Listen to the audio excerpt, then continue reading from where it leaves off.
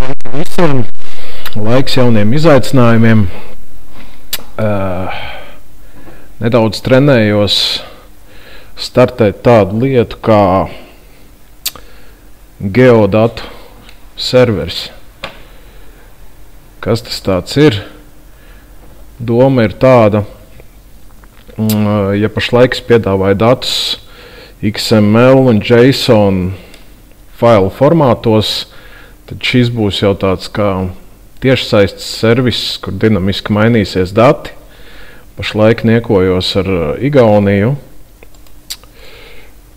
Un ko tad mēs te varam atrast?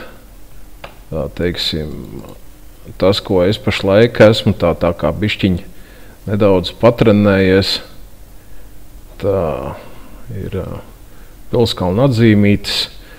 Vēl vajadzēs paspēlēties ar tādu lietu kā kaut kāda papildus informācija. Tā, kur tu man ir? Mans Alatskivī bija šeit.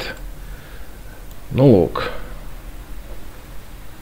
Ikoniņas, tas ir baigi smuki, baigi skaisti, baigi vienkārši, bet pie kā es tagad cenšos strādāt, mēģināt saprast, kā tas darbojas, ir šāda lieta. Smukāku 3D modeļu bilžu piedāvāšana.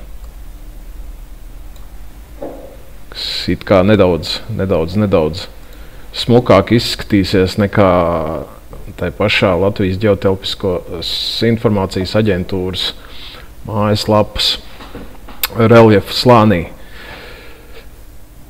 Tā, kaut kad viņš te parādās, kaut kad viņš te neparādās, jāmēģina vēl paspēlēties ar parametriem. Nu, kaut kas tāds ir tapšanas stadijā arī paralēli visiem citiem lielajiem darbiem.